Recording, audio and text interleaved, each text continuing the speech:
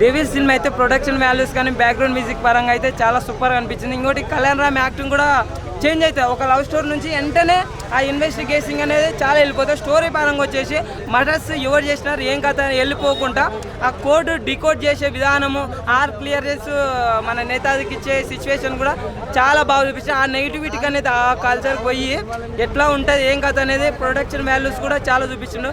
Songs పరంగా అయితే ఒకటి ఐటమ్ సాంగ్ ఉంది, ఇంకోటి మాలవిక నాయర్ నిత్య మీనంతోనే ఒక పాట ఉంటుంది. ఆ రెండు కూడా కొద్దిగా బాగున్నాయి, అంత హెవీ కాకుండా. ఫైట్ పరంగా అయితే మాలవిక నాయర్ని కాపాడేటప్పుడు ఉంటుంది అన్న, మామూలు ఫైట్ చేయడు, ఒక రేంజ్లో ఫైట్ చేస్తాడు కళ్యాణ్ రామ్ అయితే. ఇంకో డైలాగ్స్ కూడా బాగుంటాయి. విశ్వాసంతో ఉండడానికి, విధేయతో ఉండడానికి నేను కుక్కను అనుకున్నారా లయన్ అంటారు కదా, ఈ డైలాగ్ కూడా బాగున్నాయి. మంచిగా కళ్యాణ్ రామ్కి అయితే మంచిగా అనిపించింది. కాకపోతే నవీన్ మేడారం కూడా కొద్దిగా డైరెక్షన్ పరంగా ఉండింటే కొద్దిగా ప్లస్ పాయింట్ ఉండేది అనిపించి.